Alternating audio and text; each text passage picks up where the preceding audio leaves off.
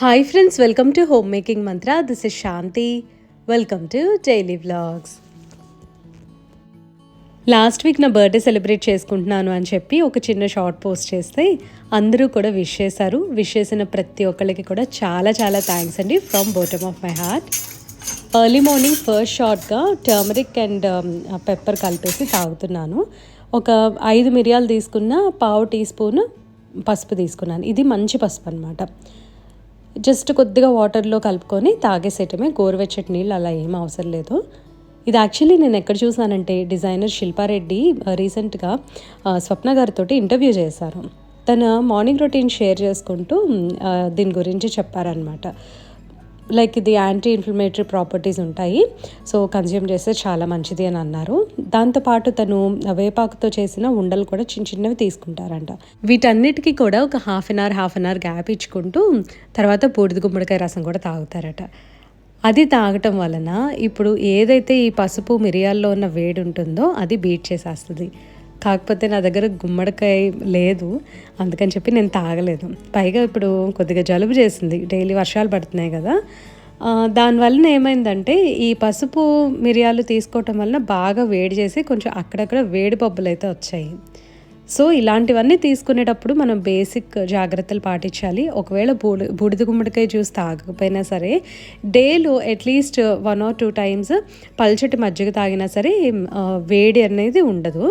సింపుల్గా చెప్పాలి అంటే ఇట్స్ ఆల్ అబౌట్ బ్యాలెన్సింగ్ అండి. పొద్దున్నే వేడి చేసేవి తాగుతున్నాం లైక్ కషాయాల రూపాల్లో కాబట్టి, అంటే టర్మరిక్ అనే కాదు ఏ కషాయం అయినా సరే మన బాడీకి వేడి చేస్తుంది అనమాట.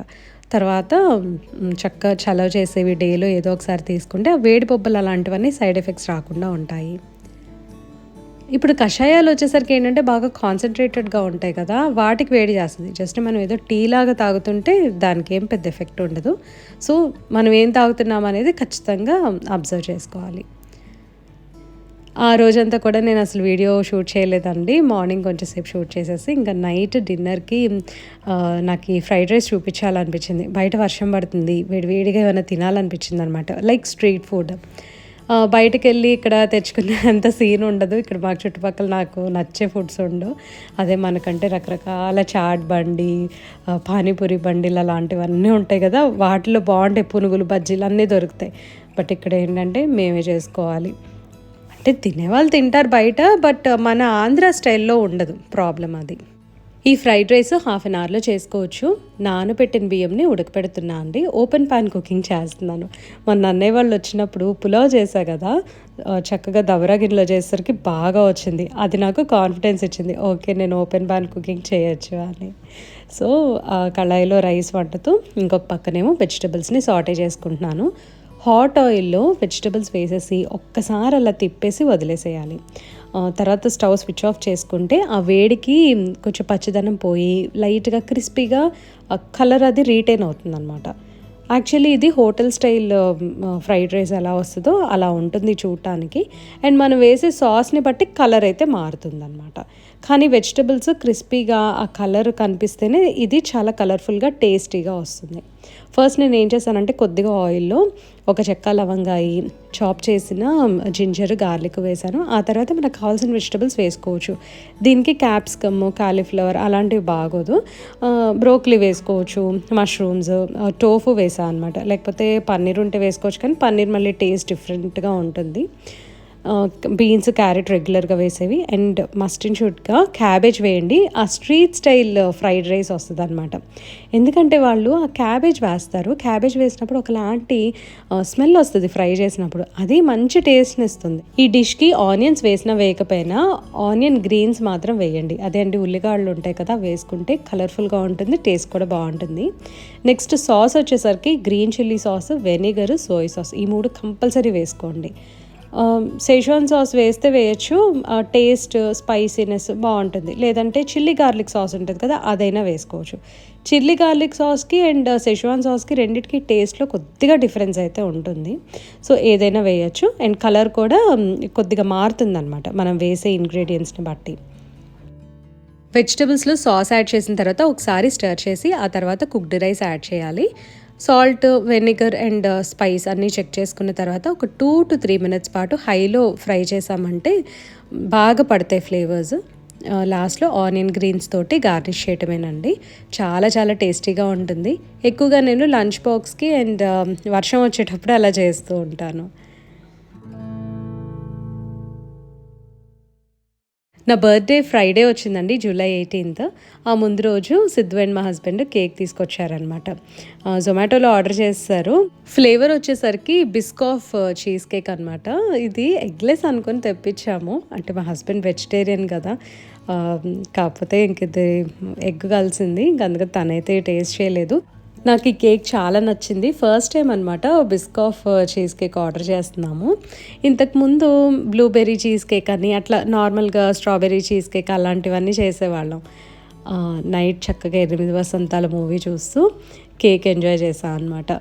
ఎంత బాగుందంటే సినిమా, ఒక్కళ్ళు చూసే మూవీస్ కొన్ని ఉంటాయండి, అట్లా ఇది సెలెక్ట్ చేసుకోవచ్చు. కొన్ని మూవీస్ ఉంటాయండి, ఎంత ఇన్వాల్వ్ అయిపోతామో చూస్తుంటే. నాకు ఇష్టమైనవైతే సీతారామం, ఆనంద్, ఎవడే సుబ్రహ్మణ్యం.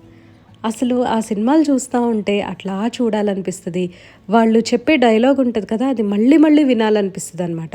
అందులో ఏదైనా ఉండనివ్వండి ఉండకపోనివ్వండి, కానీ మనం అట్లాగా బాగా అట్రాక్ట్ అయిపోతాం కొన్ని మూవీస్కి అయితే. ఇది నెక్స్ట్ డే, యాక్చువల్గా నా బర్త్డే రోజు అనమాట. నాకు ఆ రోజు అసలు బాగాలేదు and on top of that made రాలేదు.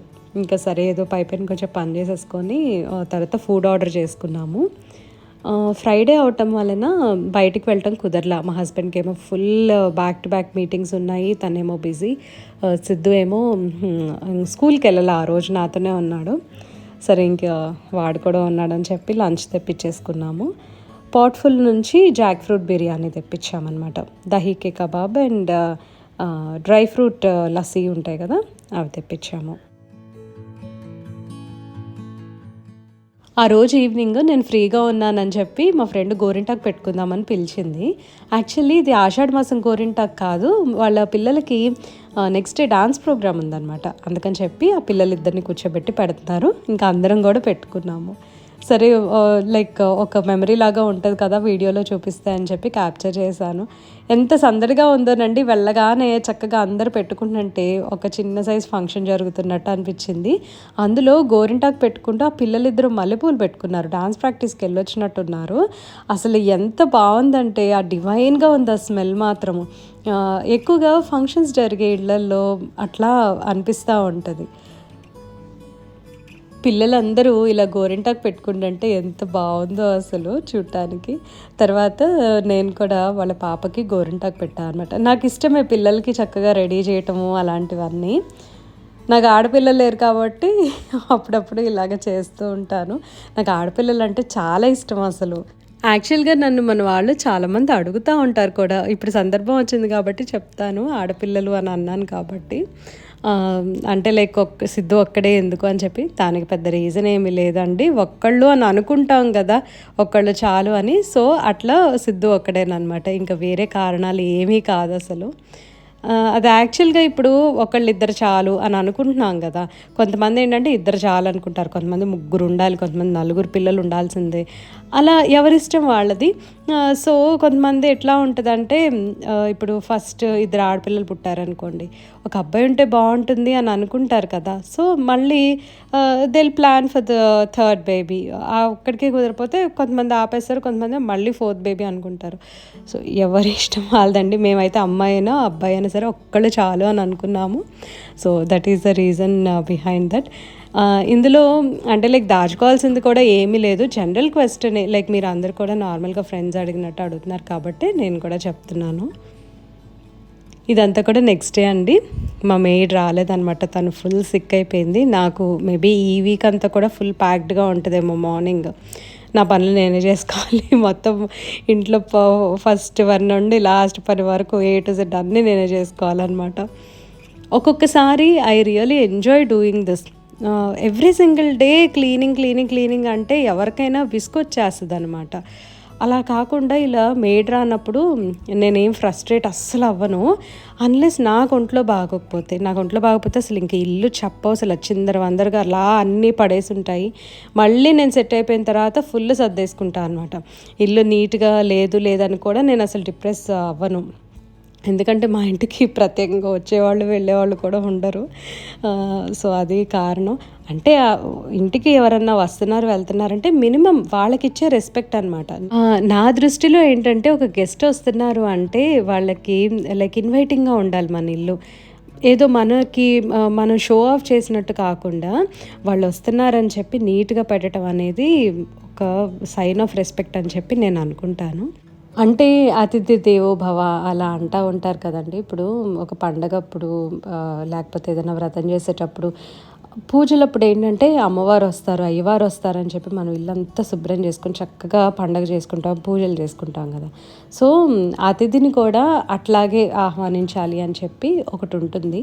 బట్ ఈ మధ్య కాలంలో ఏంటంటే ఎవరికి కుదిరినట్టు వాళ్ళు దాన్ని కొంచెం మారుస్తున్నారనమాట. దానిలో ఏమీ తప్పు లేదు. ఎందుకంటే ఎవ్రీ సింగిల్ డే ఇల్లు నీట్‌గా అద్దంలాగా పెట్టాలని లేదు. అలా అని చెప్పి ప్రతిరోజు డర్టీగా ఉంచుకున్నా అది కూడా కరెక్ట్ కాదు కదా! So, according to our convenience ఏదైనా సరే మనం చేసుకోవాలి అని చెప్పి నేనెప్పుడు అనుకుంటూ ఉంటాను.